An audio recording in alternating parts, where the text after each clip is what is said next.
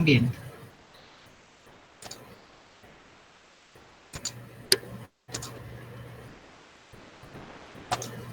¿Y ahí qué están viendo? Sigue el... Pues, Corazón, funcionamientos del potencial de membrana. Bueno, esta si usted le puso profe en presentación, no está en modo presentación. ¿Sí? No, no lo he puesto en modo presentación. Ah, listo, profe. Bueno, entonces ahí empieza hablándonos es acerca de pues, los fundamentos del potencial de membrana. En principio podemos de que son varias las consideraciones a tener en cuenta con estos potenciales de membrana. Hay una similitud importante entre otra estructura como lo estábamos viendo con sistema nervioso y como lo estábamos viendo con sistema, ¿no? Bueno, entonces, ¿qué vamos a ver acá? Bueno, entonces el corazón, como ya ustedes saben, este es un sistema, vamos a hablar del sistema cardíaco, como un sistema, sistemas, como por ejemplo con el sistema respiratorio. Dependemos del funcionamiento de la bomba cardíaca para que sean cumplidas todas las funciones vitales. Y es porque la sangre tiene que ser bombeada a partir del corazón una vez se ha beneficiado de la suplencia de oxígeno en la fase de la respiración. Entonces, cuando nosotros tomamos aire, ese aire que nosotros inhalamos va a pasar directamente a los alvéolos pulmonares y de los alvéolos pulmonares va a pasar al torrente sanguíneo, ¿cierto? Y eso se va a dar precisamente por unos gradientes, como veremos en su momento, unos gradientes de que son diferencias de presión entre las presiones alveolares, la presión de oxígeno y dióxido de carbono, que es ínfima, respecto a la presión del oxígeno, que es baja en el capilar sanguíneo, y del dióxido de carbono, que notablemente es mucho más alta, lo que va a permitir que se dé ese intercambio de gases a través de la membrana plasmática bajo los principios que ya nosotros vimos.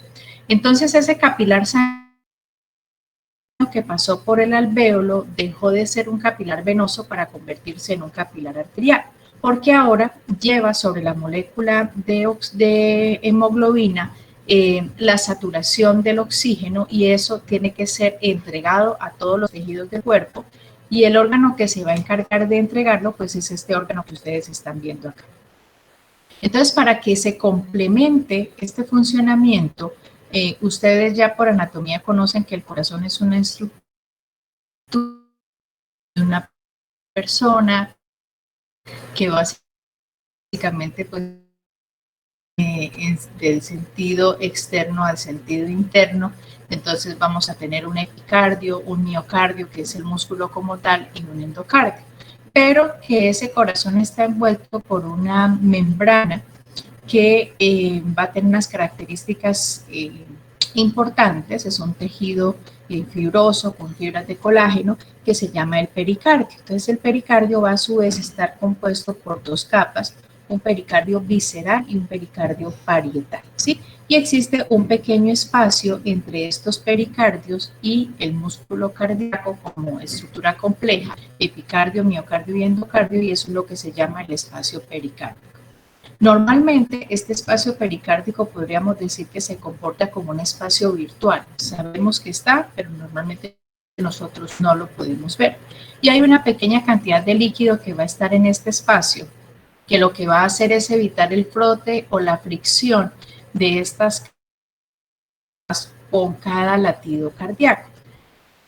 De tal manera que es una estructura que de alguna manera entiendan que no es tan elástica, tampoco es completamente rígida, pero va a mantener unas dimensiones constantes envolviendo al músculo cardíaco, y esto es importante que lo tengan en cuenta, porque ante algunas situaciones clínicas, como por ejemplo una perforación del músculo cardíaco y la sangre sale al espacio, ya deja de ser tan virtual para convertirse en un espacio en el cual vamos a encontrar esa sangre, pero esa sangre va a ejercer una presión y va a impedir progresivamente los movimientos de sístole y de diástole del corazón, porque el corazón va a tener esta presión externa sobre sus paredes, poder contraerse con la regularidad que lo hace y sobre todo pues no va a poder eyectar de la manera que lo hace. Entonces, de acuerdo a la cantidad de líquido que se encuentra en ese espacio, se hablará de un derrame pericárdico o se hablará de un taponamiento cardíaco. Entonces, el taponamiento cardíaco es una entidad clínica, es una urgencia médica porque hay que descomprimir, hay que hacer una ventana pericárdica, que es más o menos lo que ustedes verían acá, pero se hace sobre la región subsifoidea, es decir, debajo del apéndice sifoides del esternón, y se hace una ventana, o sea, una incisión pequeña para tratar de drenar el contenido que está aquí en este pericardio y de esa manera liberar el corazón como estructura y que se puedan cumplir esas fases. Entonces, esta estructura es muy importante. Otra cosa que es importante tener en cuenta con el pericardio es que puede verse inflamado o engrosado en algunos procesos autoinmunes, procesos infecciosos. Y entonces dejaríamos o pasaría de ser una estructura completamente dentro de los mismos ruidos cardíacos, y esa situación clínica se denomina pericarditis, que va a ser la inflamación del pericardio y va a tener un comportamiento de menor severidad que en el taponamiento cardíaco, pero lógicamente sí puede tener una repercusión hemodinámica dependiendo del grado del cual nosotros estemos hablando. Entonces, estas tres capas supremamente importantes, endocardio, miocardio y endocardio, pues ahorita veremos entonces cómo va a ser la distribución de esas fibras. Entonces, nos habíamos quedado en que la sangre se benefició del oxígeno una vez pasó por los pulmones, ¿cierto? Y esa sangre entonces tiene que retornar al corazón para que el corazón pues se encargue de bombearla al resto del cuerpo. Entonces, esa sangre va a llegar por cuatro arterias, cuatro venas que se denominan las venas pulmonares. Y estas venas pulmonares son las únicas venas que transportan sangre oxigenada. Son dos venas pulmonares que vienen del lado izquierdo y dos venas pulmonares que vienen del lado derecho, que son las que ustedes están viendo acá. Entonces esa sangre ya rica en oxígeno va a llegar a esta estructura que se llama la aurícula, que es la aurícula izquierda. De la aurícula izquierda entonces va a pasar a través de esta pequeña válvula. El corazón va a estar separado o dividido mejor en cuatro cavidades, dos cavidades superiores y dos cavidades inferiores. Tanto las superiores como las inferiores tienen la misma estructura histológica que estamos viendo acá, salvo algunas consideraciones que son las que vamos a tocar ahora un poco más adelante. Entonces nosotros siempre hablamos de cuatro cámaras, dos cámaras auriculares y dos cámaras ventriculares. Las cámaras auriculares son las cámaras a las cuales se va a encontrar conectados los vasos sanguíneos que van a traer la sangre al corazón, ¿sí? Una sangre que viene venosa, que va a llegar al lado derecho. Siempre el lado derecho del corazón es el lado venoso.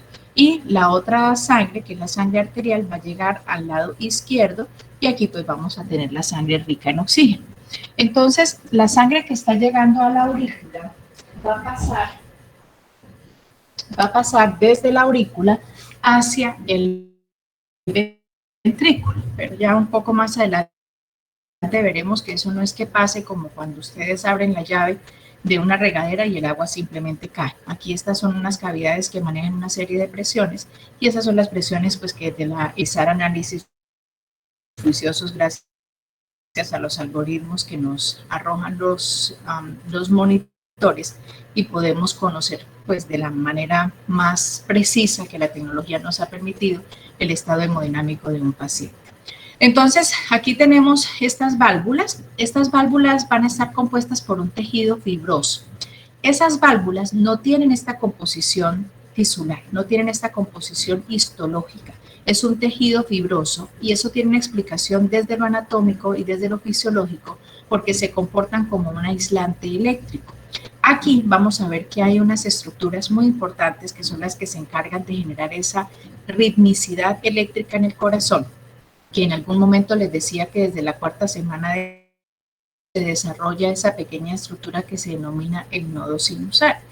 Y es una pequeña estructura que va a latir por toda nuestra vida, hasta que disponga que estemos aquí, ella que va a estar más o menos por aquí en este puntico, uno por aquí, el otro por aquí aquí, van a empezar a descargar los principios de intercambio iónico que ya ustedes muy bien conocen. Entonces, estas estructuras que se denominan las valvas, de las válvulas del corazón, ellas están compuestas por unas pequeñas orejuelas o unas estructuras más pequeñas que se denominan las válvulas cardíacas. Esas valvas cardíacas, van a encontrarse en una disposición que permite identificar que la que se encuentra del lado izquierdo sea similar a la mitra, que son los gorros, los sombreros estos que utilizan los obispos en las misas importantes, o el papa, ese que es alto, que es como a 2 picos, eso se llama mitra. Entonces, tiene una disposición aquí similar a esa estructura y por eso a esta válvula se le llamó la válvula mitral. Mientras que la del lado derecho tiene 3 cúspides o 3 valvas, y esas valvas, entonces, al tener esas 3 cúspides, por eso se llamó tricúspide. Entonces, tricúspide del lado derecho y la válvula mitral del lado izquierdo. Ellas están ancladas en un anillo. Dígame. Es que no estamos viendo el cursor, qué pena interrumpirla. Ay, pero eso sí no sé qué hacer. Se ve chiquito, no está ampliada y no se ve el cursor. Ya se está viendo el cursor. Ah, pues entonces lo voy a... Pues estaba la imagen grande, ¿no estaba la imagen grande? No, profe, no la estábamos viendo grande. ¿No estaban viendo la imagen? La estábamos viendo, la imagen sí, la está ampliada. La tenía ampliada. Bueno, entonces dejémosla acá. Entonces, esta es aquí es donde vamos a encontrar las valvas. Estas van a ser las aurículas y estos van a ser los ventrículos. Entonces, estas valvas van a estar unidas aquí, a esta parte del músculo cardíaco, a través de un tejido conectivo. Es un tejido fibroso, va a brindar prácticamente ese soporte a esta estructura. Entonces, una vez que la sangre llegó de las venas pulmonares, ¿cierto? Proveniente desde los pulmones, pasó a la aurícula. Perdón, ¿alguien está hablando? ¿O pueden cerrar todos los micrófonos? Una vez la sangre entonces pasó de las venas pulmonares a las aurículas, entonces por diferencias de gradientes que veremos, la sangre va a fluir de las aurículas a los ventrículos, en este caso al ventrículo izquierdo. Y del ventrículo izquierdo sale nuestra gran arteria aorta. Y del ventrículo derecho va a salir la vena pulmonar. Y ahorita volvemos a hacer todo el recorrido. A nivel de los ventrículos hay 2 tractos, se llaman tractos de salida. Entonces el tracto de salida es como la carretera que lleva a los patos. Hay un punto en que ustedes dicen, bueno, esto ya no es Cúcuta y esto es Los Patos. Lo mismo pasa acá, entonces deja de ser ventrículo para convertirse en el tracto de salida. Y en ese tracto de salida del ventrículo derecho y el ventrículo izquierdo vamos a encontrar otras válvulas. Y esas válvulas son válvulas que tienen una conformación un poco diferente realmente y funcionan como si fueran los cuellos de un cisne. Tienen esa forma más o menos así como elongadita. Y son 2 válvulas. Una es para el lado izquierdo que se denomina las 2 se denominan válvulas semilunares por su forma, semilunares.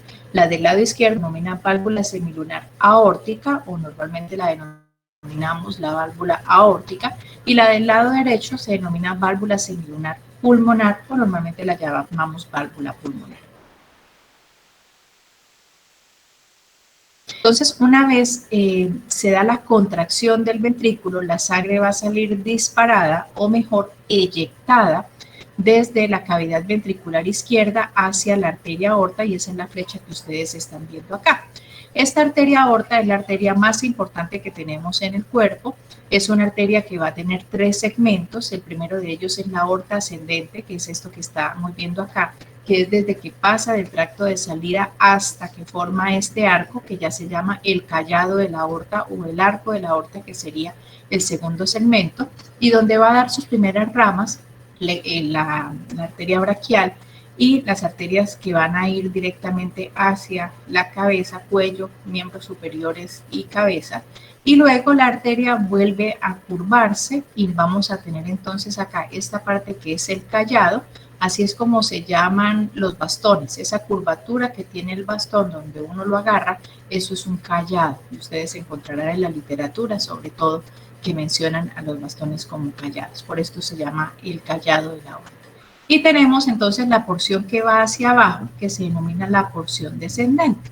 Y esa porción descendente, a su vez la vamos a denominar la porción descendente torácica, porque cuando está dentro del tórax y en toda su extensión, la aorta va a ir dando ramas para beneficiar a todos los órganos con la sangre arterial, y cuando estamos en la porción abdominal, entonces la llamamos aorta abdominal, y finalmente ella se va a bifurcar en las dos ilíacas.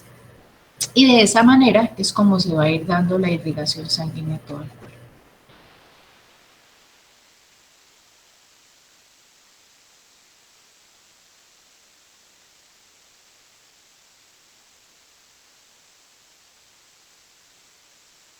De gradientes, ese intercambio gaseoso. Entonces la sangre arterial está entregándole el oxígeno a los tejidos, ¿cierto? Entonces allí hablaremos de que va a haber una rata de extracción.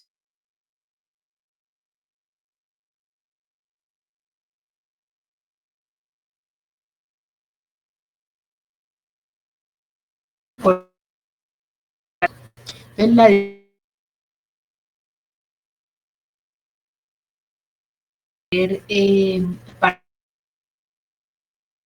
para la sangre venosa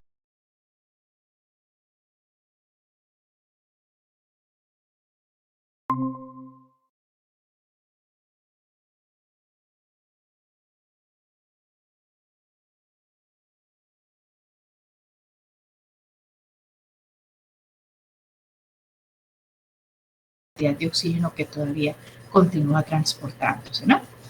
Y esto es lo que hace que veamos siempre que tienen esas diferencias de colores entre rojo y azul, porque la sangre arterial siempre se ve más roja, es un rojo bonito, es un rojo rutilante, mientras que la sangre venosa se ve más que azulosa, realmente se ve casi negra.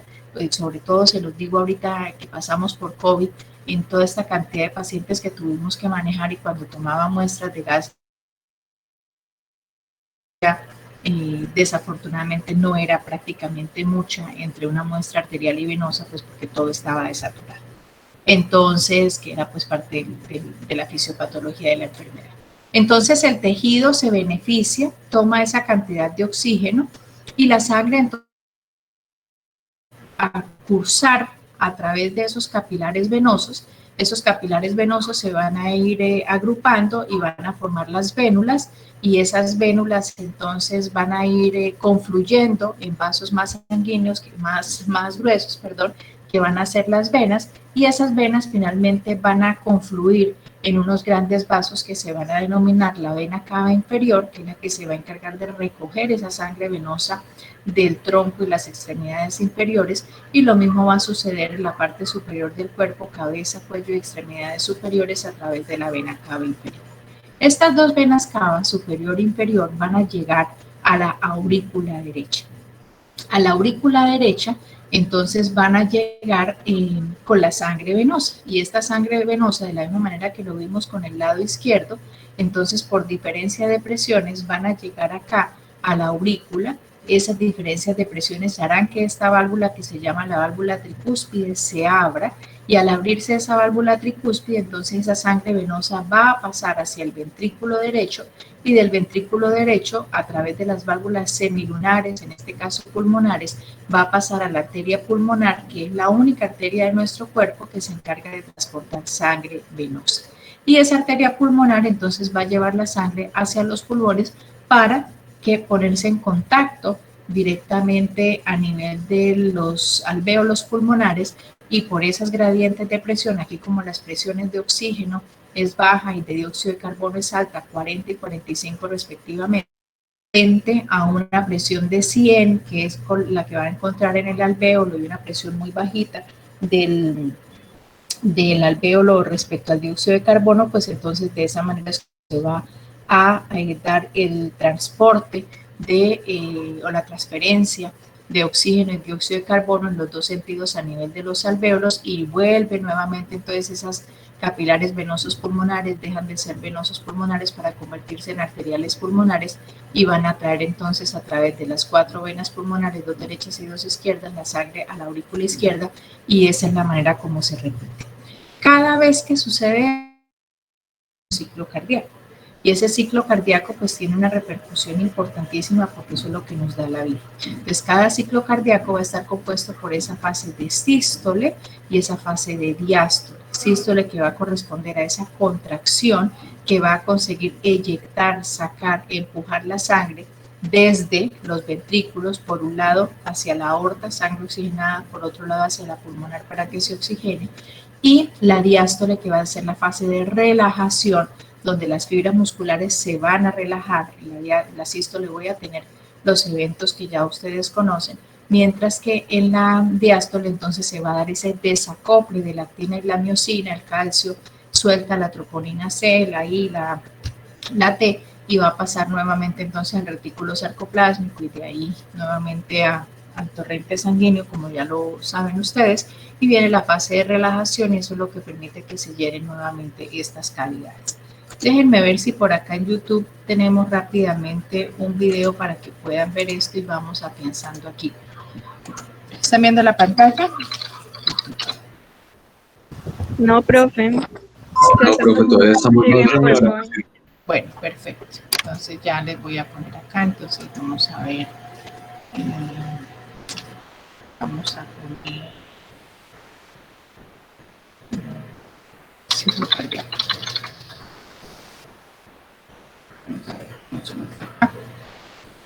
Ciclo cardíaco.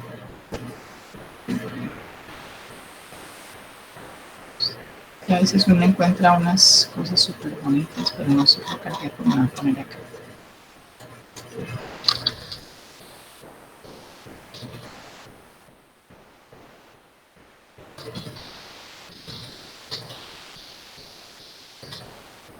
Entonces le encontramos al flujo a través del corazón.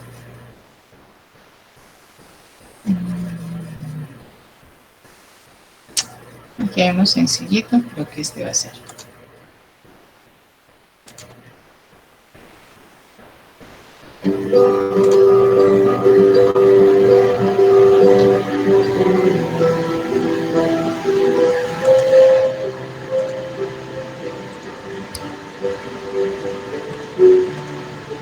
Profe, creo que no está presentando la pantalla. Tranquilos, ya va. La circulación sanguínea a través del corazón. La sangre del organismo pobre en oxígeno regresa. La circulación sanguínea a través del corazón. La sangre del organismo pobre en oxígeno regresa a la aurícula derecha del corazón. La sangre que viene del tronco superior vuelve a través de la vena cava superior y la que viene del tronco inferior regresa a través de la vena cava inferior.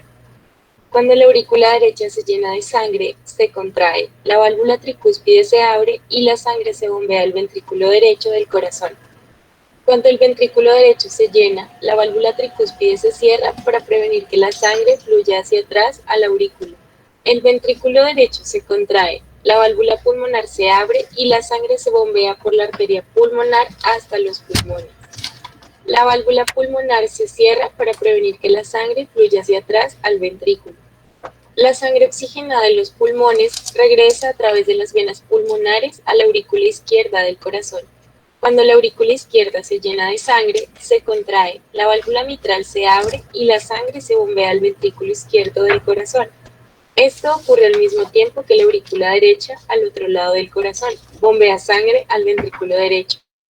El ventrículo izquierdo se llena, la válvula mitral se cierra, la válvula aórtica se abre, el ventrículo izquierdo se contrae y la sangre rica en oxígeno se bombea hacia la aorta para llegar a todas partes del cuerpo.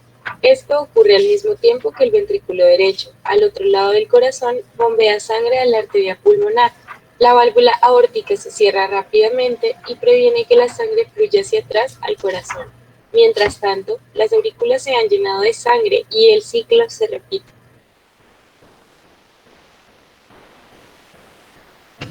Eso era todo lo que vamos a mirar ahí. Listo. Eso era todo lo que les quería mostrar bien. Bueno, ¿alguna pregunta a esa parte o quedó perfectamente claro?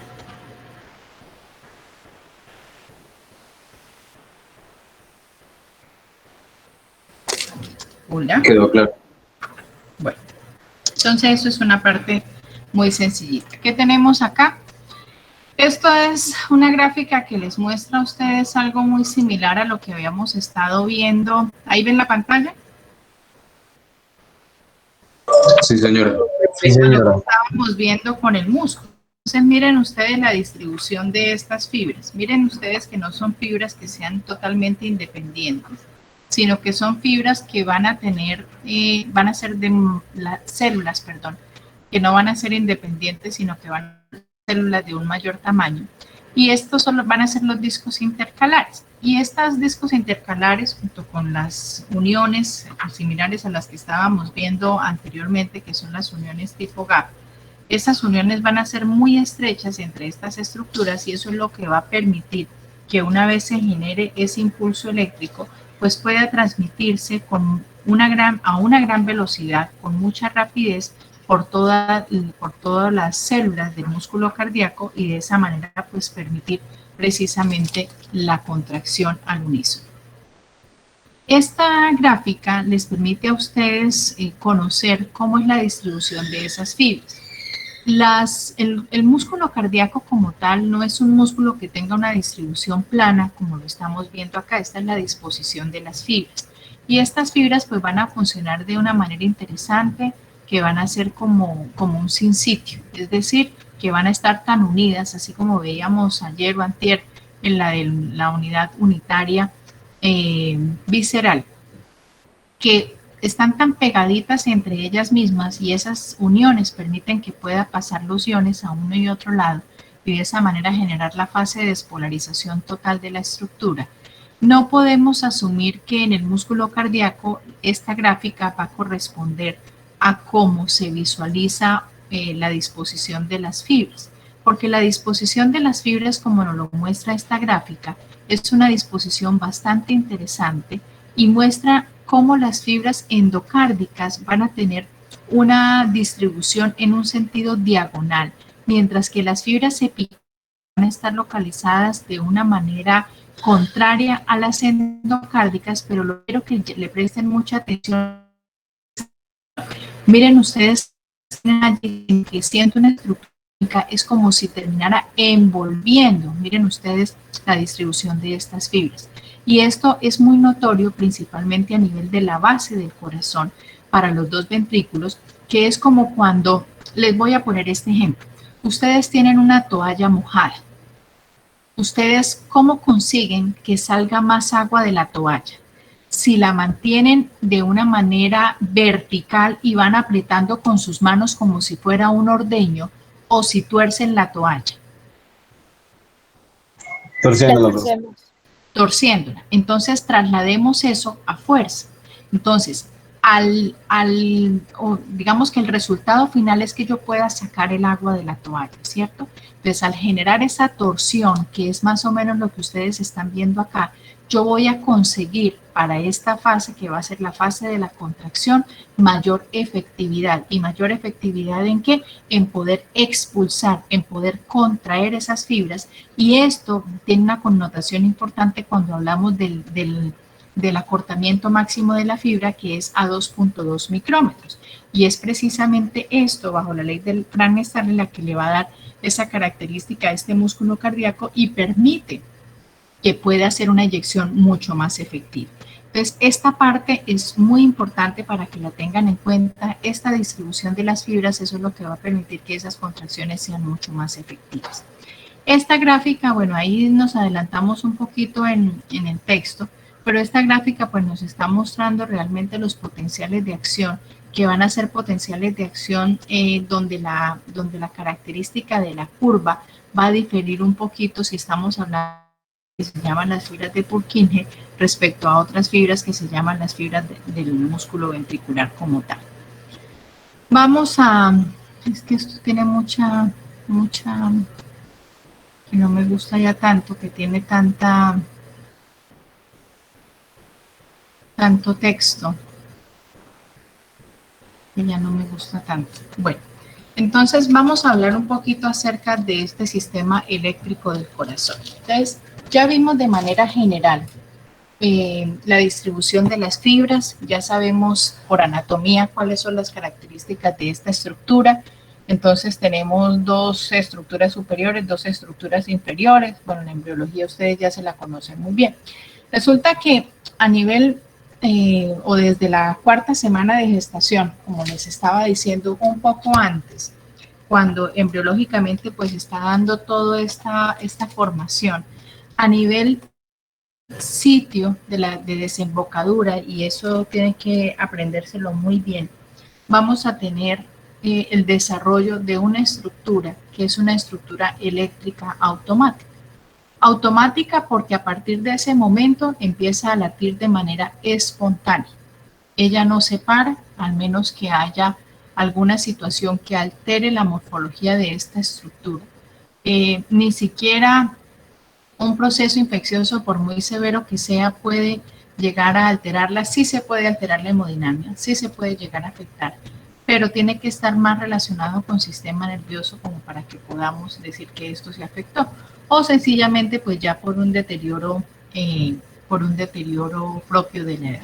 Lo demás puede afectarse, pero el nodo sinusal siempre está latiendo, poco, mucho, y ya veremos cómo funciona esto, y puede incluso superar bloqueos en toda esta estructura y él va a seguir latiendo de manera continua. Entonces, a partir de esa edad embriológica se da la formación de esta estructura celular que microscópicamente tiene unas características interesantes, y a esta estructura se le denominó el nodo sinusal. Entonces, el nodo sinusal va a tener un grupo de células en su interior que por visión microscópica se pudo identificar que eran células como muy pálidas, y células muy pálidas respecto a las otras células del músculo cardíaco, y por eso les dieron ese nombre de células P, que son las células, realmente células marcapaso, que vamos a encontrar en este nodo sinusal. Y alrededor de esas células P se encontraron otras células que tenían un color entre pálido y el color rojo, por decirlo así, de las células del músculo cardíaco, y a esas células las denominaron las células T, y son las células de transición. Entonces, esta pequeñita que se denomina el nodo sinusal es el nodo a través del cual se va a dar el inicio del sistema eléctrico en el corazón. Para que el corazón pueda cumplir esas fases de sístole y de diástole, de contracción y de relajación que les estaba mencionando, se necesita que haya un impulso eléctrico que pueda despolarizarlos. Así como veíamos con el ejemplo que les citaba de que se pincha un dedo con una aguja y eso genera dolor y hay un estímulo a unos receptores dolorosos, pues de alguna manera y en similitud con esto, el estímulo que genera la retirada del dedo y el estímulo que va a generar el inicio de las fases de contracción y relajación va a estar dado por esta estructura. Esta estructura no vive a merced del sistema nervioso, sí tiene una influencia por el sistema nervioso, más que todo por los neurotransmisores. ¿Y cómo eso va a funcionar? Pues precisamente a través de la secreción de esas sustancias. Quizás puede ser un poco más sensible desde nuestra percepción al sistema nervioso autónomo simpático que al parasimpático. Y les pongo el ejemplo. Vamos a hacer un quiz en este momento, entonces a muchos de ustedes se les va a acelerar el corazón, ¿cierto? Entonces, ese estrés que genera el tener que presentar un quiz de una manera tan abrupta, quizás no preparada, o recibir una visita inesperada que nos pueda generar tanto estrés, pues hace que nuestro cuerpo se empiece a secretar esos neurotransmisores que mencionamos que se llaman adrenalina y noradrenalina. Entonces, esos neurotransmisores van a tener un efecto que se llama un efecto cronotrópico. Cronotrópico, Cronos, el dios del tiempo, porque eso lo que va a hacer es acelerar la frecuencia cardíaca. Entonces, bajo ese efecto circulatorio de estas hormonas, hay receptores en esta estructura que van a ser susceptibles de ser estimulados y eso va a hacer que se aumente la frecuencia cardíaca.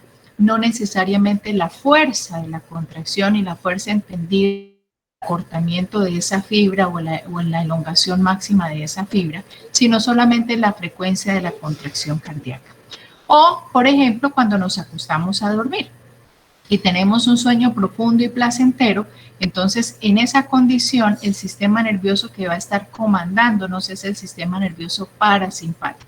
Entonces encontraremos que la frecuencia cardíaca, que normalmente era de 60 o de 70, pues en una persona puede bajar a 50, 45. Ustedes que son tan jóvenes y seguramente deportistas, puede bajar a esos niveles sin que eso tenga una repercusión hemodinámica importante a su edad, sino que hace parte de un cambio fisiológico, lo cual podemos catalogar como completamente normal.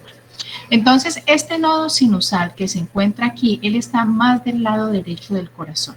¿Listo? Entonces, mírense su tórax, ubiquen entonces el esternón.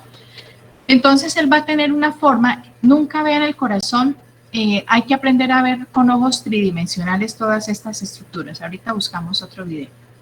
Esta estructura no es así plana como la estamos viendo. Esto es solamente una diagramación para facilitarnos el entendimiento de cómo fluye la sangre a través de toda esta estructura.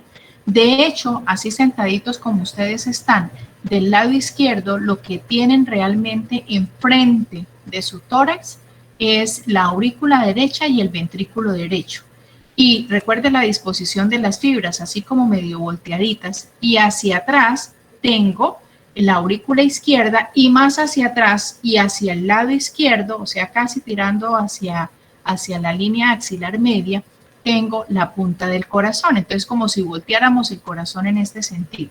Esa es la forma como anatómicamente está. Esto es lo que tengo enfrente del tórax y se tuerce un poquito, se voltea un poquito y tengo más anterior esta aurícula izquierda y bueno, un poquito más posterior y lateral el ventrículo izquierdo. Pero para temas académicos, pues siempre lo diagramamos así y lo interpretamos así, facilitándonos pues el entendimiento de cómo se va a dar esta conducción eléctrica y cómo se va a dar la distribución del flujo por estas cavidades.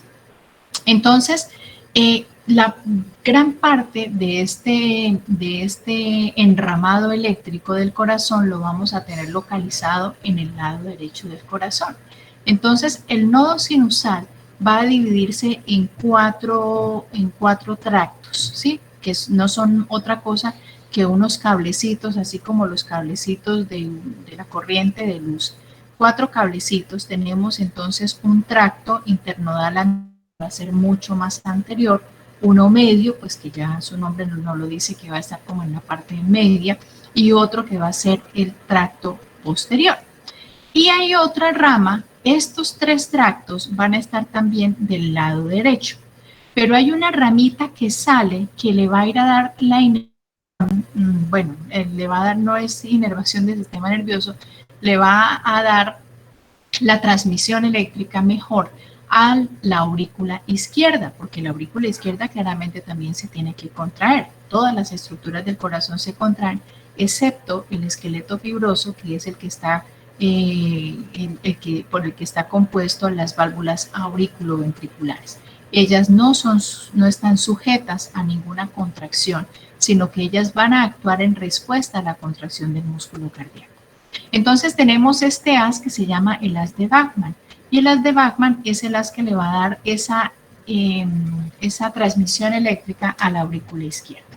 Entonces nace el impulso eléctrico en este punto que se llama el nodo sinusal, y del nodo sinusal los tractos a través de esas células que estábamos viendo ahí, de esos sinsitios.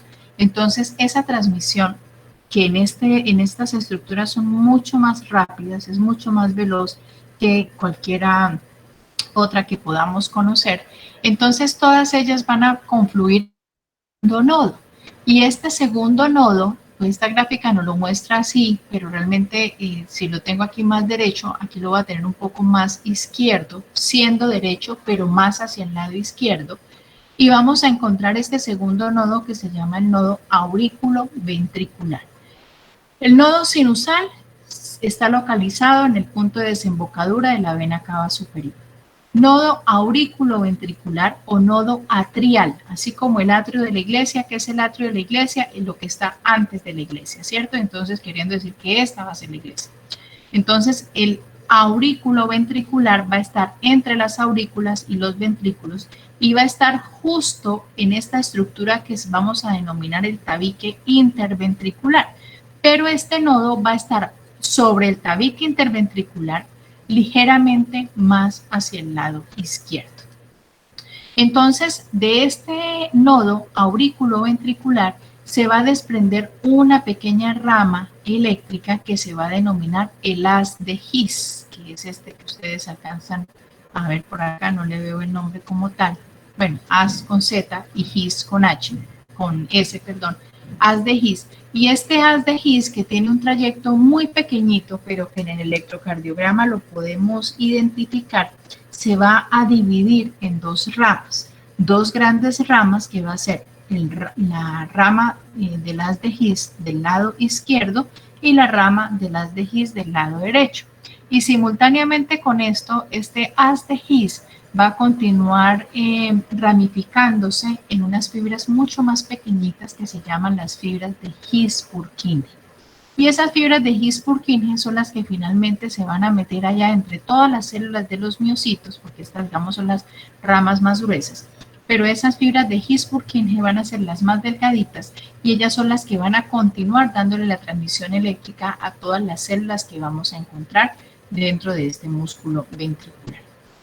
Entonces, el recorrido o el sistema eléctrico de este corazón parte desde el nodo sinusal, tracto internodal anterior, medio, posterior, y las de Bachmann para el lado. Y esta corriente eléctrica que nació aquí fluye por estos nodos hasta llegar al nodo aurículo-ventricular. Del nodo aurículo-ventricular va a fluir a través de las de His, pues su bifurcación de rama derecha y rama izquierda, y finalmente His-Purkinje. ¿Y qué está pasando en las células en todo esto? Pues simple, aquí viene el impulso eléctrico y a medida que va pasando el impulso eléctrico por cada una de estas regiones, estas células que están organizadas así como los ladrillos de una pared y que tienen esas uniones tan estrechas, entonces este estímulo eléctrico hace que se despolarice esta primera célula y luego esta, y luego esta, y luego esta, y luego esta. De tal manera que cuando el impulso eléctrico viajó de todos estos ramos hasta este punto, ya se dio la despolarización de las dos aurículas.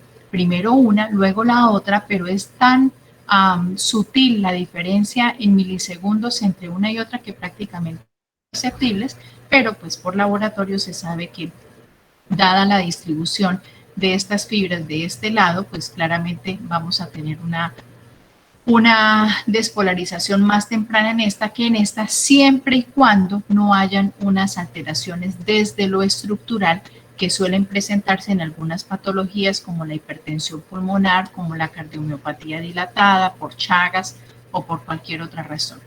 Entonces, eso es lo que hace que se contraigan las aurículas, y esa contracción de las aurículas, ¿qué me va a ocasionar? Que la sangre que había llegado de las venas cava superior e inferior para el lado derecho y la sangre que había llegado de las venas pulmonares en el lado izquierdo, pues en una estructura que está cerrada, ¿cierto? Porque ellas se están contrayendo, se contraen, se contraen, se contraen. Estas válvulas aquí están cerradas, aunque aquí vamos a tener una regurgitación chiquitica, pero aquí esto sí está cerrado. Y está cerrado porque ellas se van a abrir solo cuando esta parte se despolarice, pero estamos acá en este punto de la transmisión eléctrica y por lo tanto estas células no se han despolarizado, es decir, ellas todavía están empezando la fase diastólica. Ellos están en plena fase sistólica, ellas van a empezar su fase sistólica y entonces esa diferencia de presión, como no puedo poner más presión hacia allá, no puedo poner más presión hacia acá porque eso ya está lleno de sangre, entonces tengo que buscar la manera que se abra. Por sí solo no se puede, se necesita que haya unas diferencias de presión a uno y otro lado, y por otro lado que la conducción eléctrica siga este curso desde el nodo auriculoventricular a las de His, con lo que se empiezan a despolarizar estas regiones acá, las subvalvulares, y eso hace que se dé la apertura de estas valvas y progresivamente entonces la sangre pasa. Eso es una manera muy sencilla de explicarlo, pero hay una situación que también deberemos tener en cuenta y es que estas valvas no están cerradas todo el tiempo. De hecho, en la primera parte de la diástole ellas van a estar abiertas y eso es lo que va a permitir una fase que se llama la fase de llenado rápido, pero ahorita se las explico con detenimiento. Entonces, digamos que está tan concentrada la presión acá y ese aumento de presión hace de alguna manera pues que estas válvulas se abran y pasa la sangre desde las aurículas hacia los ventrículos. Listo, está la sangre en los ventrículos. ¿Y ahora qué necesitamos? Pues que se contraigan los ventrículos. ¿Y cómo se van a contraer? Necesitamos que siga la corriente eléctrica desde el nodo auriculoventricular a las de His, pase por estas estructuras, las ramas derecha e izquierda de las de His, pase por todas las fibras de His-Purkinje, y eso es como, imagínense ustedes que están en una iglesia. Sí, vamos, bueno, yo no, con total respeto de quien no vaya a una iglesia, pero bueno, entonces estamos en un concierto. Y entonces imagínense que hay tanta gente sentada, están todos perfectamente organizados, y ustedes empiezan a pasar unas instalaciones de luz, de esas navideñas, entre cada persona. Entonces yo tengo una del lado derecho, un lado izquierdo, el que está detrás mío sigue la hilera de luz en todo ese sentido. Entonces imagínense que esas instalaciones no se encienden de una, sino que ellas se encienden de arriba hacia abajo, por decirlo algo, o de norte a sur, por decirlo algo. Entonces se empiezan a encender estas primeras, luego estas segundas, luego estas terceras. Eso que estamos acá simulando como que se encienden estas instalaciones es la despolarización de esas células progresiva, progresiva, progresiva, y esa es la corriente, esa es la dirección de las flechas que ustedes están viendo. Y eso es lo que hace, esas instalaciones de luz podrían ser las fibras de His-Purkinje que se están metiendo entre todas las células y están llevando esa conducción eléctrica para conseguir que se despolaricen todas estas células y de esa manera puedan entrar entonces en su fase de sístole, permitiendo la contracción de los ventrículos y de esa manera alcanzando la eyección sanguínea. Vamos a tratar de ver un video de la conducción eléctrica para que sea un poco más fácil. Y ya seguimos. Y ahorita sí nos guiamos por la presentación para hablar conducción.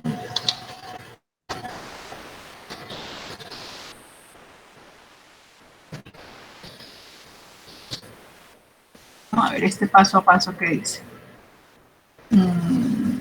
Dice 7 minutos, este dice...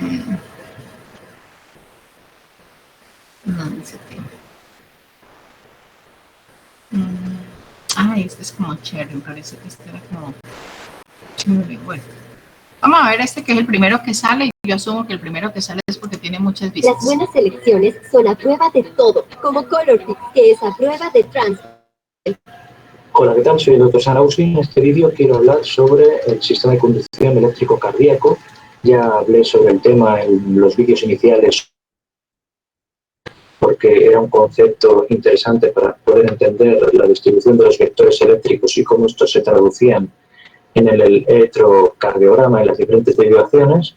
Pero aquí me voy a centrar solo en un sistema de conducción eléctrico y en repasar un poquito el concepto.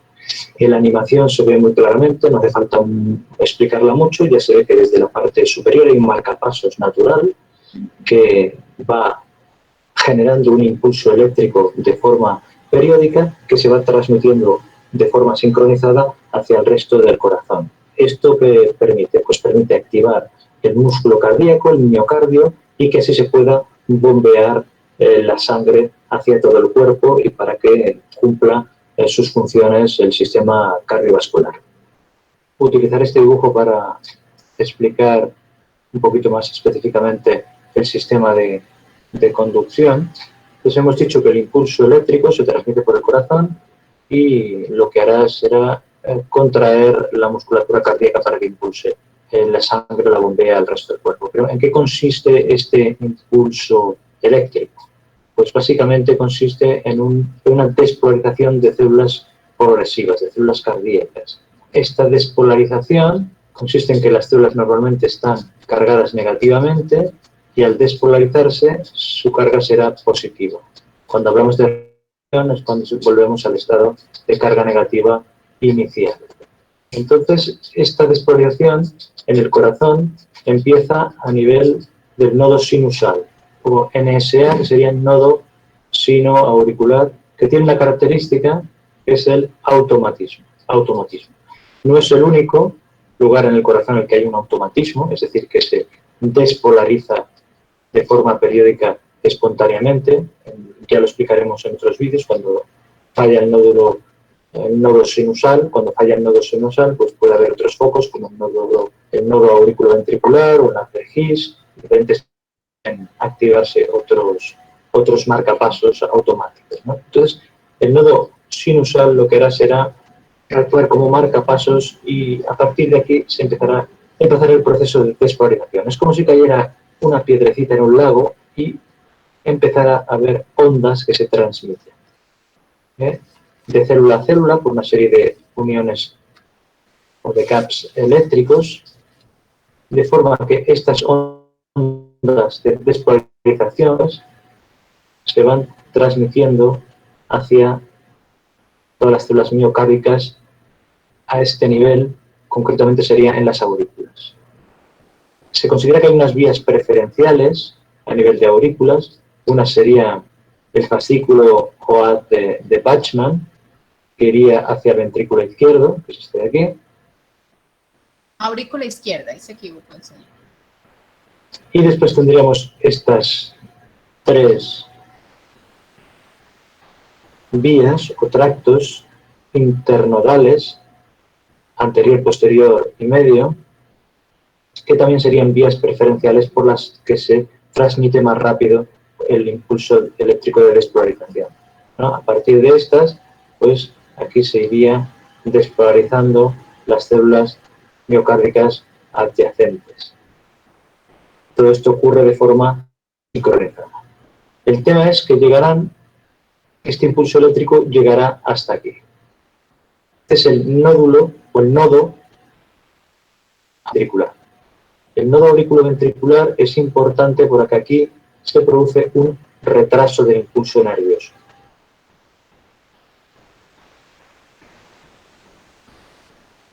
Hemos de tener en cuenta que entre aurículas y ventrículos hay una separación, sería un plano fibroso, que impide que pase el impulso eléctrico directamente. Y tiene que pasar necesariamente a todo aurículo ventricular.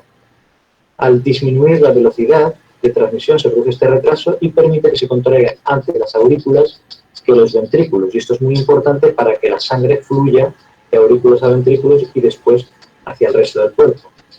En caso contrario, se contraería todo a la vez y sería un caos y no serviría para nada. Una vez que el impulso nervioso haya pasado el nodo auriculoventricular, en el que se produce este retraso de 0,13 a 0,14 segundos, pasaremos a esta parte de aquí, que es el ATGIS. Como HGIS, pero significa ATGIS, que irá por el tabique y interventricular, y que a este nivel se dividirá una rama, se llama la rama del ATGIS, y a este nivel, que va bajando por aquí y da la vuelta, sería la rama derecha del ATGIS.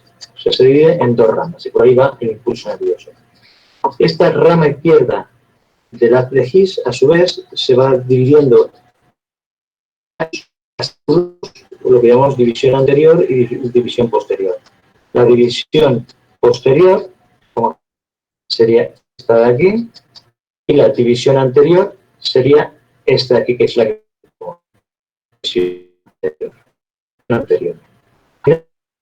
Las ramas de izquierda con la derecha acabarán en unos pequeños fascículos, que son esto que está representando aquí, en un lado. Esto es lo que llamamos las fibras de Purkinje. Esto es muy interesante porque estas formarán una red de fibras por todo el corazón a nivel de subendocardio y que harán que se despolarizan los dos ventrículos simultáneamente. ¿De acuerdo? Entonces, básicamente es esto. Lo que hay que tener un poco claro es todo el proceso de cómo viaja el impulso nervioso, que se ve bastante claro en el gráfico este que hemos utilizado antes y que ahora os dejo ver aquí. Y eso es todo. Si te ha gustado, espero que te suscribas, le des a me gusta y compartas en redes sociales. Muchas gracias. Lola Flora, Día Internacional de la Mujer. Celebra con flores, rosas, verbenas, girasoles y más. Precios desde 34.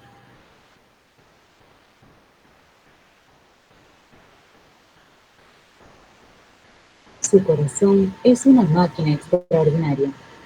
Durante su vida, las paredes musculares del corazón bombean sangre a los vasos sanguíneos que se esparcen por todo el cuerpo.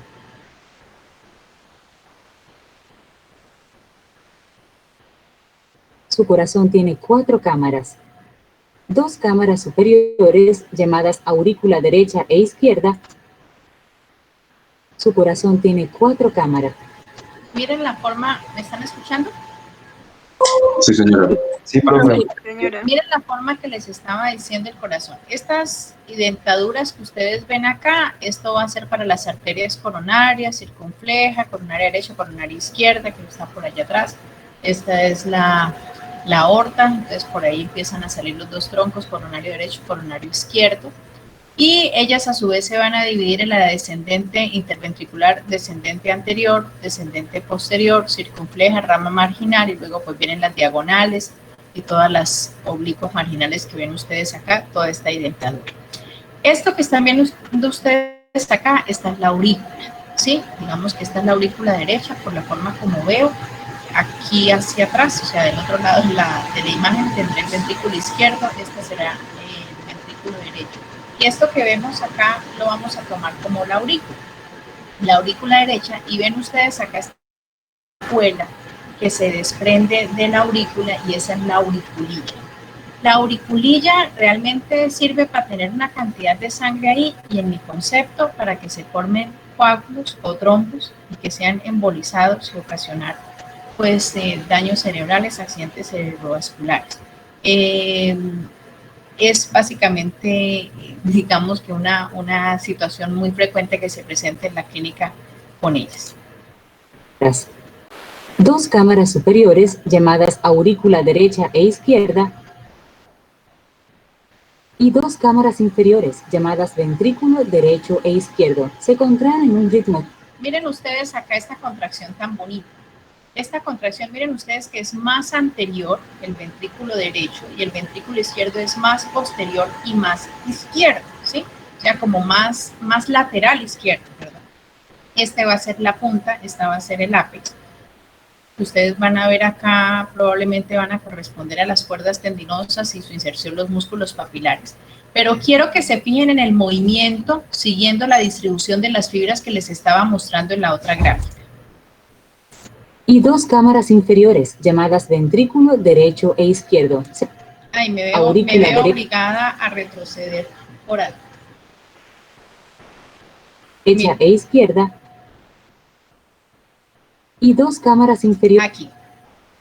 Este es el tracto de salida que yo les estaba mostrando allá. Estas son las trabéculas, el músculo por dentro, o sea, si tuvieron la oportunidad de coger un corazón en laboratorio y abrirlo, veían que tenía como estas trabéculas. Esto va a ser el esqueleto fibroso del corazón, ¿sí? Esto va a ser los puntos de inserción de las válvulas. Y miren ustedes la forma que tiene como si fuera de un paracaídas inverso. Vean ustedes estas pequeñas cuerditas que son las cuerdas tendinosas y esas cuerdas tendinosas se van a ir agrupando entre ellas para insertarse dentro del músculo cardíaco, o sea, dentro del endocardio y formar los músculos papilares. Esto es muy importante por 2 razones, porque si están insertadas en el músculo, imagínense ustedes que esto es un globo y ustedes empiezan a soplar. El globo se está insuflando, ¿cierto? Están ampliando sus diámetros, ¿cierto? Ya no está chiquito, sino que se está ampliando y esa apertura va a ocasionar que se alen las cuerdas tendinosas en los sentidos en que están ellas insertadas y hace que se abran las válvulas. ¿Cuándo tengo yo ese aumento de los diámetros? En la fase diastólica, en la fase de reposo. Y eso es lo que hace que se abran en un primer momento estas válvulas, las válvulas auriculoventriculares. Y entonces, a medida que se va distendiendo la cavidad ventricular, porque se está llenando de sangre, se van alando las cuerdas tendinosas, y eso es lo que hace que se abran las valvas y permite que pase la sangre prácticamente de manera libre en un fragmento o en una parte del ciclo cardíaco desde las aurículas a los ventrículos.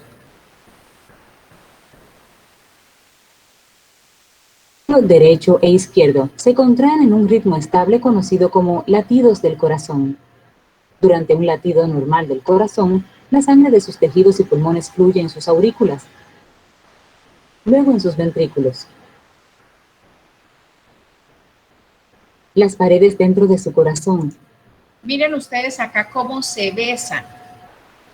Por un lado, las paredes del corazón, y eso es un signo, el signo del beso. En ecocardiografía, cuando uno revisa el corazón, para uno poder evaluar la contracción, es cuando una de las maneras de evaluar una adecuada contracción es ver cómo se juntan prácticamente estas paredes cardíacas, lo que da cuenta de una adecuada contracción. Y miren ustedes acá, ahorita, la competencia de las válvulas, cómo ellas se cierran. Prácticamente, esto es un cierre hermético. Miren acá esto tan bonito, este es un músculo papilar, miren esta cuerda tendinosa, miren allá las trabéculas cómo se ven de bonitas.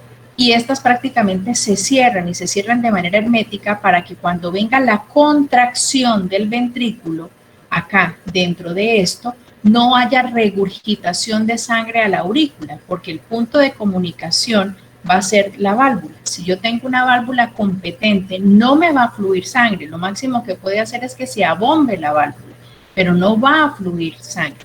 Y esto tiene una connotación importante en la clínica y es cuando se hablará de los soplos cardíacos, los soplos de regurgitación, los soplos restrictivos. Entonces, ese aumento de presión dado es que la sangre busque una salida. Por aquí no puede. Entonces, ¿por dónde va a ser la salida? Por la pulmonar o por la aorta.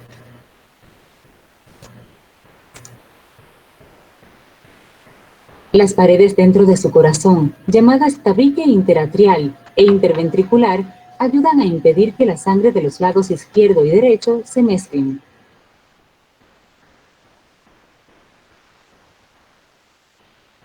Dos válvulas funcionan como puertas entre las aurículas y los ventrículos para impedir que la sangre fluya hacia atrás en las aurículas. La válvula tricúspide se abre en su ventrículo derecho. Y la válvula bicúspide, también conocida como la válvula mitral, se abre en su ventrículo izquierdo. Los tejidos delgados pero fuertes, llamados cuerdas tendinosas, sostienen a las válvulas en su lugar durante las contracciones efectivas de sus ventrículos. La sangre que sale de los ventrículos pasa por otro conjunto de válvulas, la válvula pulmonar entre el ventrículo derecho y la arteria pulmonar, y la válvula aórtica, conectando la aorta y el ventrículo izquierdo.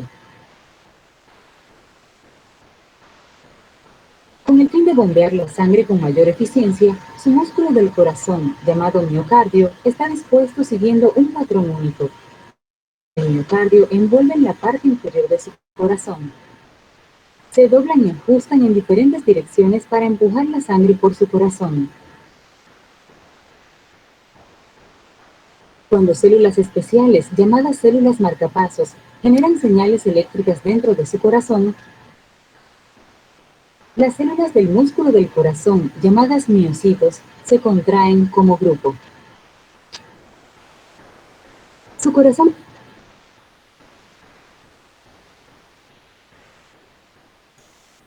Miren esta gráfica acá. Cuando células especiales, llamadas células marcapasos, generan señales eléctricas dentro de su corazón,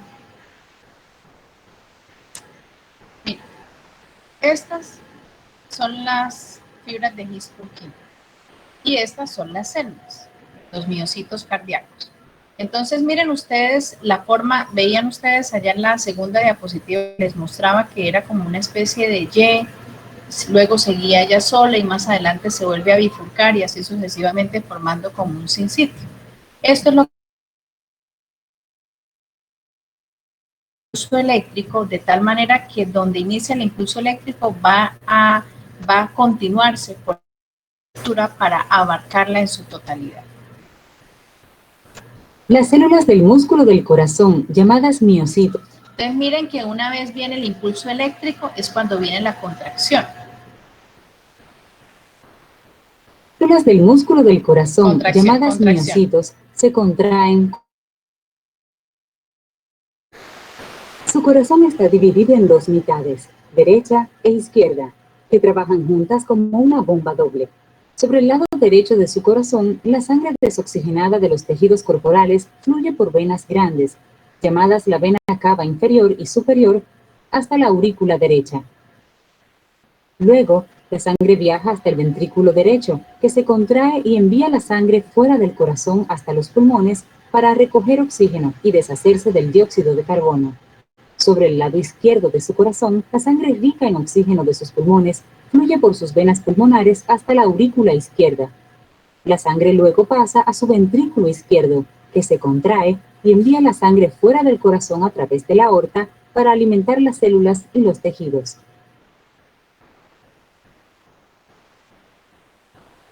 Las primeras ramas de su aorta son las arterias coronarias, que ofrecen nutrientes y oxígeno a los músculos del corazón. En la parte superior de su aorta, las arterias se ramifican para llevar la sangre a la cabeza y brazos. Las arterias que se ramifican desde las partes medias e inferiores de su aorta suministran sangre al resto de su cuerpo. Su corazón late a un promedio de 60 a 100 latidos por minuto. En ese minuto, su corazón bombea alrededor de 5 cuartos de galón, 4.7 litros de sangre por las arterias, lo que ofrece un flujo equilibrado de oxígeno y nutrientes a todo su cuerpo. Bueno, ese video estaba muy chévere, Cerca ¿cierto? del centro del cerebro encontrar. Pero ahora me quiero regresar a otro que estaba acá. Este.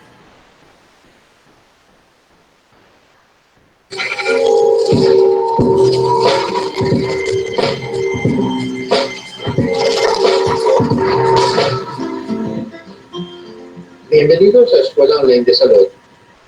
Mi nombre es Francesc Sevilla y nos encontramos en el curso de Anatomía y Fisiología del Sistema Cardiovascular dirigido a estudiantes de las diversas escuelas de Ciencias de la Salud. En la lección de hoy, tal como ya os comenté en la anterior, va a continuar el profesor Cuaco con su explicación del sistema eléctrico cardíaco. Este audiovisual forma parte de un curso de electrocardiografía y estoy seguro de que os va a gustar. Si quieres aprenderlo, quédate aquí con el profesor Cuaco.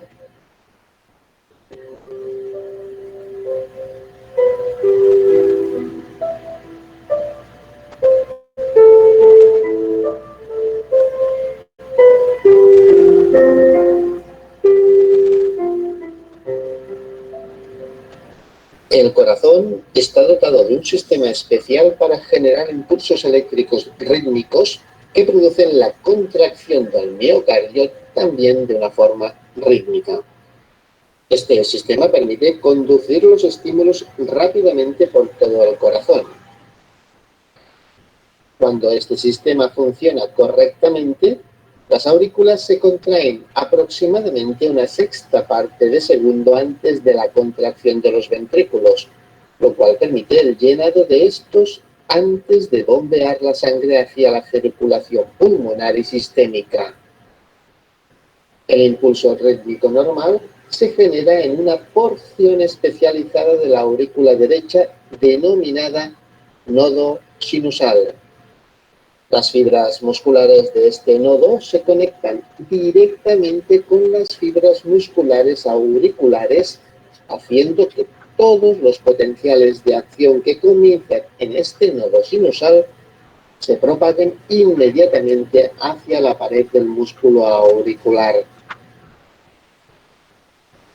Además de viajar de fibra en fibra muscular, los potenciales de acción lo hacen a través de unas vías de conducción rápida, como son la vía interauricular, que atraviesa las paredes anteriores auriculares para ir hacia la aurícula izquierda, y las vías internodales anterior, media y posterior, que transportan el potencial de acción al nódulo auriculoventricular. La función del nodo auriculoventricular consiste en retrasar la conducción del potencial de acción hacia los ventrículos. El objetivo de este retraso es dar tiempo a que las aurículas vacíen la sangre en los ventrículos antes de que empiece la contracción ventricular. Fíjense ustedes que viene el impulso eléctrico nodo sinusal, los 3 haces, Bachmann, llega al nodo auriculoventricular y cuando llega aquí se da la contracción de la aurícula. En ese momento, eso es lo que se llama el retraso eléctrico. En ese momento apenas está transmitiéndose la conducción al haz de His, que es este pequeño punto, y aquí ustedes notan la bifurcación. Lo que quiere decir, miren ustedes acá las valvas, ¿cierto? Las puertas tendinosas, la porción trabeculada. Entonces, la sangre pasa desde las aurículas a los ventrículos. Pero digamos que esto deben tenerlo claro, pero la mente un poquito abierta, porque cuando veamos ciclo cardíaco, cuando ya empezamos a interrelacionar la parte eléctrica, la parte mecánica y la parte volumétrica, hay unas cositas bastante interesantes que deben tener ustedes presentes, sobre todo, pues ya les estaba hablando un poquito de eso, de la manera como va a pasar la sangre desde las aurículas a los ventrículos. Realmente esta contracción solo le aporta el 30% al volumen sistólico o al volumen que vamos a encontrar en los ventrículos. No sistólico, diastólico. El 30% a ese volumen diastólico, porque el 70% pasó porque estas válvulas estaban abiertas. ¿Listo?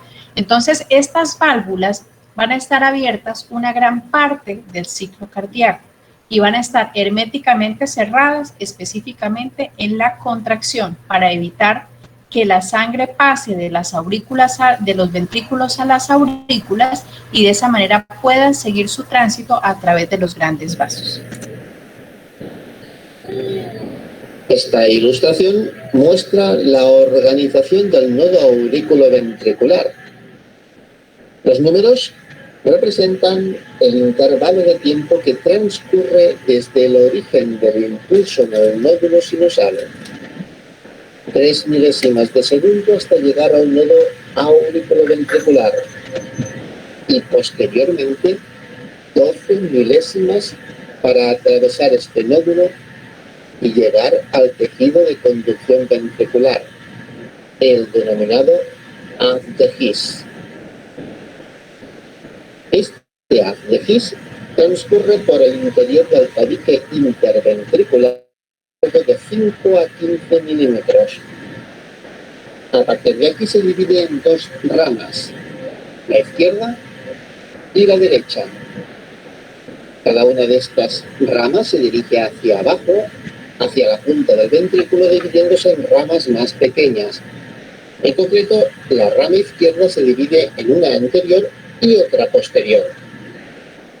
Estas, a su vez, se van multiramificando para acabar en las denominadas fibras de Purkinje, que penetran en aproximadamente 1/3 del grosor de la masa muscular.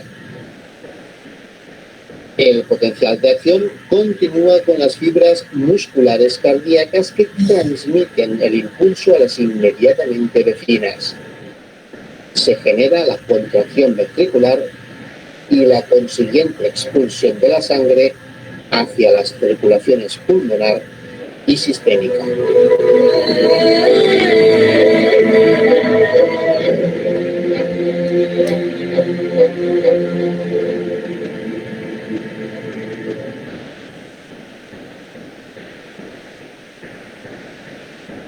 Yo creo que eso es lo que nos compete a nosotros para poder entender eso. Entonces tenemos acá otros conceptos importantes. Vamos a ver un poquito acá de esto. Punto importante de que la contracción de las aurículas, el llenado y posterior contracción debe hacerse en forma sincronizada para que el corazón funcione como una bomba de alta efectividad. Los impulsos eléctricos controlan la frecuencia, la fuerza y duración de la contracción cardíaca. Y el corazón pues está compuesto por varios tipos de células especializadas.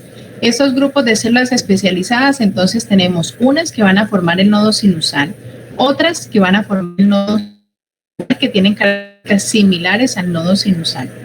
Y esas características están dadas pues por esa capacidad del automatismo, que es desde esa cuarta semana de gestación empezar a latir de una manera sincrónica, incansable, inagotable, pues que va a depender precisamente del flujo sanguíneo que va a ser dado por las arterias coronarias, porque este nodo sinusal se va a nutrir directamente de ellas. Pero existen algunas diferencias estructurales que hacen que el nodo sinusal sea superior al nodo auriculoventricular. Y ese nodo auriculoventricular es un nodo muy obediente, es un nodo que respeta esa jerarquía, pero una vez falle el nodo sinusal, porque puede fallar en algunos contextos, él está en la capacidad de continuar enviando el impulso eléctrico para garantizar la contracción ventricular. Y eso les puede generar a ustedes la siguiente pregunta. Luego, el nodo sinusal no es tan importante para la contracción de los ventrículos, pues a la luz de la verdad es importante, pero tenemos el nodo auriculoventricular que puede llegar a suplir esa situación. Y esto va de la mano con lo que les estaba diciendo hace un momento. Tengan en cuenta que solamente la contracción de las aurículas me va a dar el 30% del volumen de llenado diastólico, lo que quiere decir que el 70% se está dando por un paso libre de la sangre que está llegando desde las cavas y desde que está llegando desde las pulmonares, pasa de las aurículas directamente como una llave abierta hacia los ventrículos. Y solamente cuando viene la contracción por acción del nodo sinusal de la región auricular es cuando se termina de llenar los ventrículos. Esto no quiere decir que no sea importante. La manera normal como debe funcionar es nodo sinusal auriculoventricular, pero ante una eventualidad de una patología para el paciente, el nodo auriculoventricular puede llegar a suplir ese funcionamiento y el paciente puede sobrevivir gracias a esta fisiológica de llenado de los ventrículos, ¿no? Otras células especializadas. Otra característica importante es que dentro de esas células de trabajo auriculares y ventriculares, que son muy parecidas entre ellas, por no decir que son exactamente iguales, existen otros grupos de células que tienen un potencial de marcapaso. Y ese potencial de marcapaso pues da cuenta de que tengan la capacidad de disparar de la misma el nodo sinusal, pero esta situación es una situación que hace parte de un proceso de enfermedad y es lo que va a ocasionar una de las arritmias cardíacas más frecuentes que nosotros tenemos en la práctica, que es la fibrilación auricular. Entonces, se pierde esa arquitectura normal que veíamos. Inicia en el nodo sinusal, sigue por los tractos, Bachmann hasta el auriculoventricular, sino que por ahí, en alguna parte de las aurículas, sobre todo del lado derecho, empieza a descargar una otra celulita, empieza a descargar y eso hace que se contraigan regiones de las aurículas de una manera Si esas contracciones asincrónicas son más frecuentes y más fuertes que la misma contracción que se está generando por el nodo sinusal, eso puede llevar al paciente a un estado de bajo gasto cardíaco, es decir, que la cantidad de sangre que se está bombeando en cada contracción no es suficiente para el cuerpo, es insuficiente y esa insuficiencia manifestada por esos síntomas que llamamos de bajo gasto y es que el paciente se levanta de la silla y va a caminar y no puede porque le dio mareo o sencillamente le dan ganas de vomitar o empieza a sudar frío o no puede hacer ninguna actividad que le repercuta algo de consumo de energía, como por ejemplo, no, es que yo no puedo coger una escoba porque es que inmediatamente me dan ganas de vomitar, me da mareo, me he desmayado, me he caído al suelo. Y el paciente les va a referir a ustedes que tiene esas palpitaciones. Miren ustedes que ultra especializada, podemos tener diferencias en los grupos celulares tan variadas como 4 o 5 según lo que estamos viendo, y algo que es importante y común a todas ellas pues es precisamente la cantidad de mitocondrias para poder suplir todo su funcionamiento. Todos los potenciales de acción transmembrana que se forman en las células con actividad de marcapaso y que en condiciones normales se originan van a ser transmitidas de forma secuencial, como estábamos viendo en los videos, aurículas, nodo auriculoventricular, sistema His-Purkinje y los ventrículos. Solamente en algunas situaciones de conducción aberrante, enfermedad, patología, pues se puede alterar. Y esto se puede alterar por unas razones. Por ejemplo, del nodo sinusal al aurículoventricular, si hay alguna lesión en los tractos, ¿cierto? Cualquiera de los nodos de los tractos puede verse afectado, o si tengo células ectópicas que me van a estar disparando fuera del nodo sinusal y entonces pueden generarme una patología. Y cuando hablamos del sistema de His-Purkinje, las ramas de His-Purkinje veíamos que hay una rama derecha y una rama izquierda.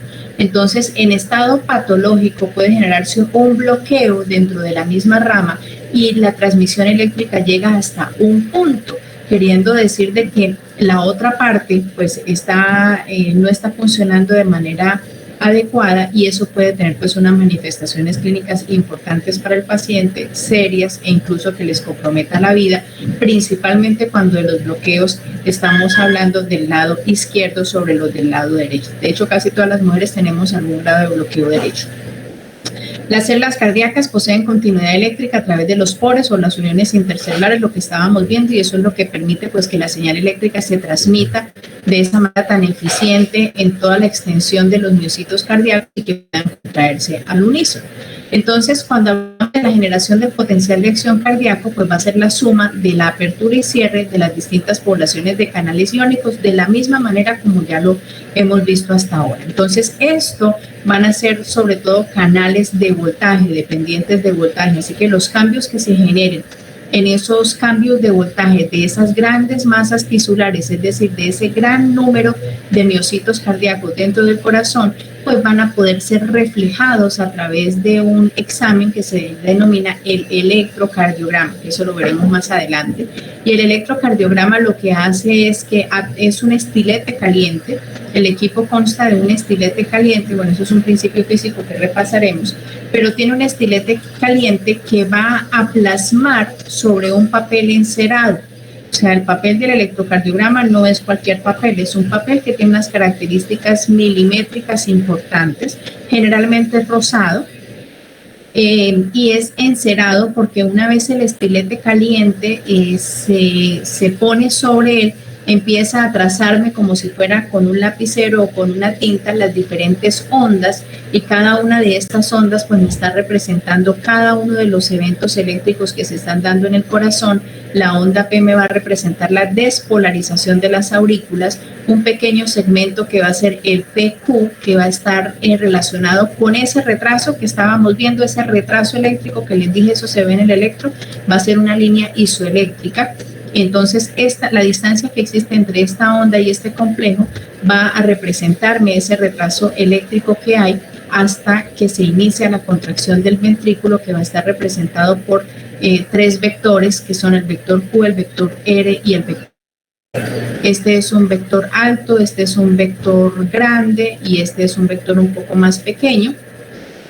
Y la onda P que me va a mostrar es la repolarización del ventrículo, es decir, esto se despolarizó y voy a ver cómo. Y otras cositas importantes como el J, que va a estar ese el QRS y la onda U, que es una onda más pequeña que puede estar relacionada con la repolarización de las aurículas.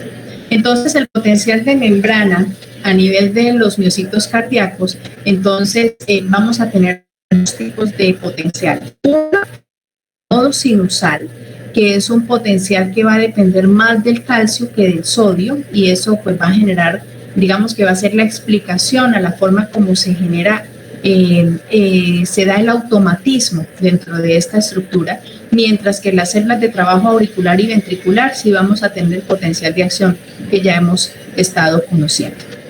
Entonces, De la misma manera que se ha hecho siempre en el laboratorio, entonces se coloca un electrodo en el interior de la célula cardíaca y se registra un potencial negativo que va de menos 50 a menos 90 milivoltios, y esa es la espiga que habíamos estado viendo, que es de predominio de las cargas fijas de las proteínas intracelulares.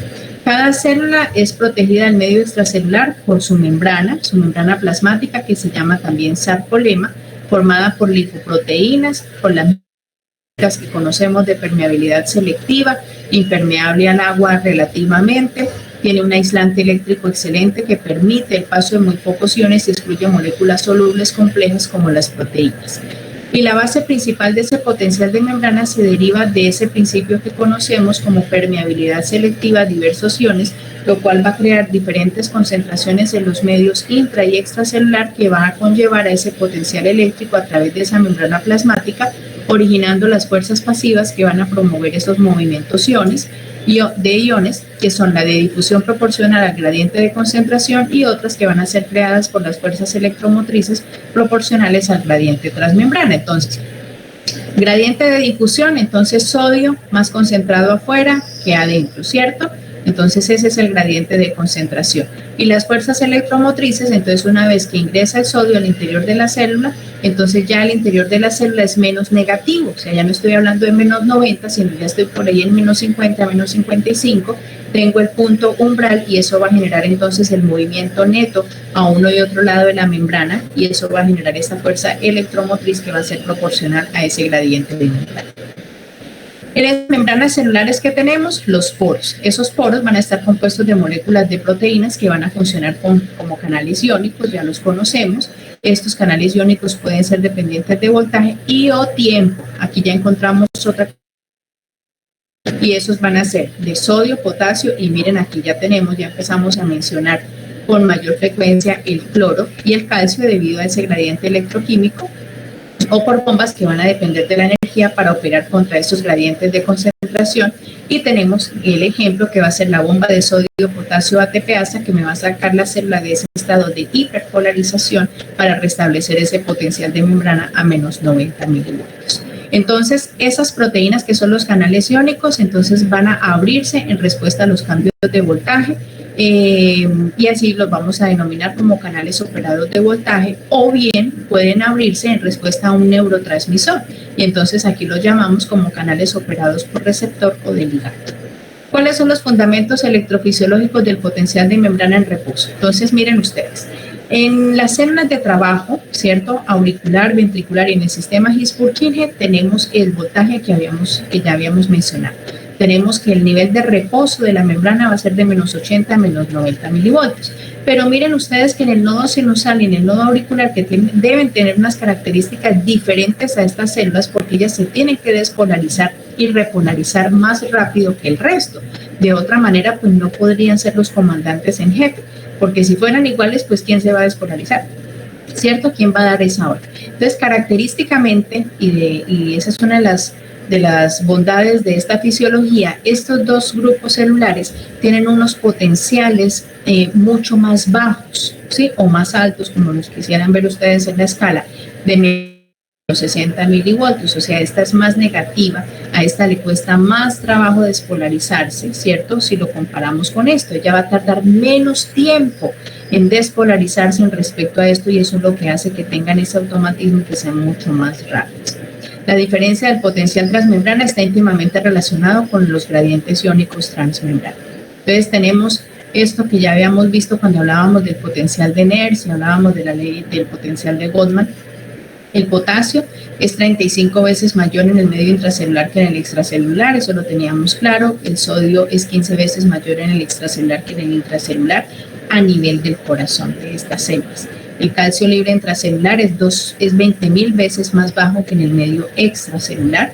Esa es la razón, ¿cierto? Porque intracelular no tenemos, sino que está ¿dónde? En el retículo sarcoplásmico.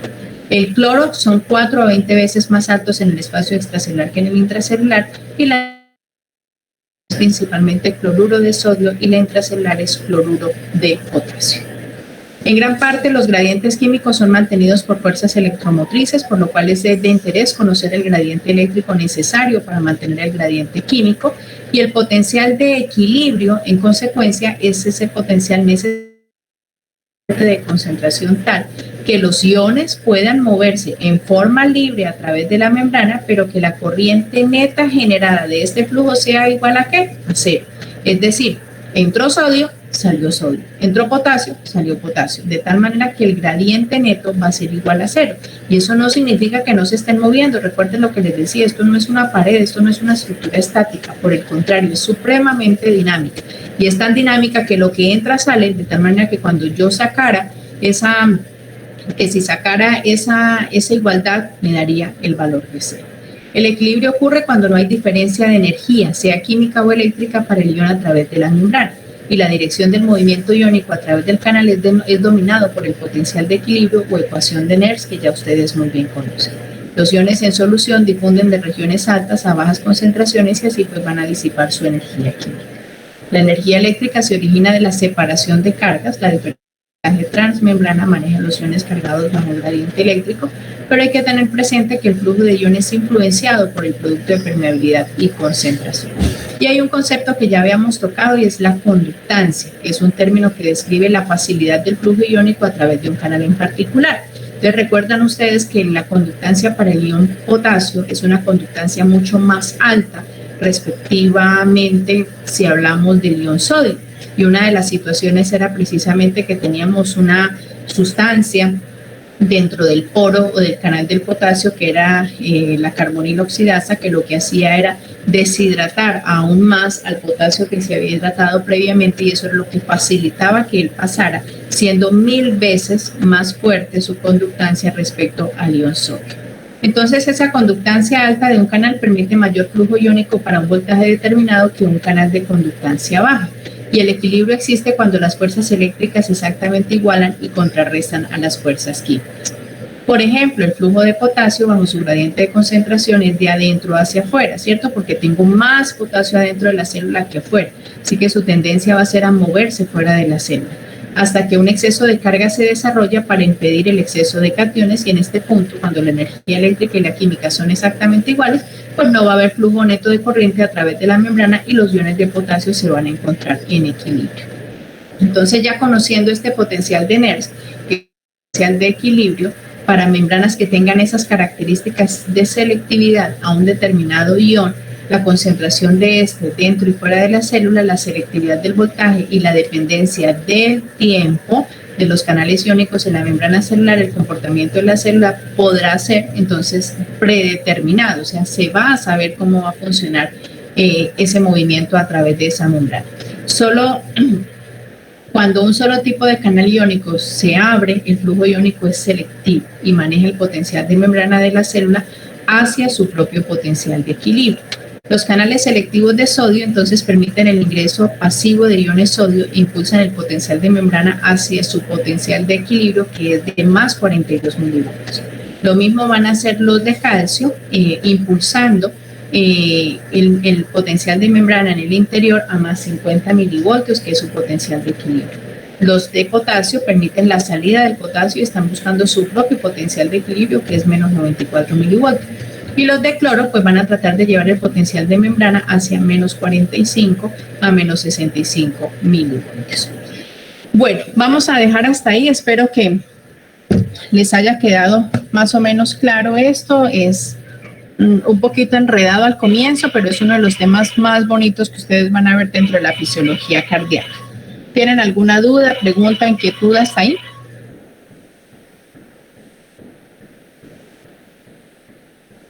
Por el momento no, profe. Gracias. No, profe, al momento nada. No, profe, hasta el momento no. O sea, les quedó claro lo que vimos hoy. Sí, señora. Bueno, entonces, el lunes en la tarde vamos a continuar integrando el potencial de acción. Entonces, el lunes solamente vamos a ver potencial de acción cardíaco. Si el tiempo nos da, vamos a leer ciclo cardíaco. Vamos a ver ciclo cardíaco, es solamente una gráfica, con eso creo que sea suficiente para poderla explicar. Y luego seguiríamos entonces con electrocardiografía, para que vayan organizándose este fin de semana y vayan leyendo eso. ¿Listo? Listo, profe, muchas gracias. Bueno, que tengan feliz fin de semana. Gracias, profe. Igualmente. Gracias, profe, igualmente. Hasta luego, profe. Gracias, profe. ¿Decir que para la siguiente semana no hay caso integrador? No te preocupes. Necesitamos ver primero la teoría antes de hacer los casos integradores. Ay, Bueno, muchas gracias. Listo, chao.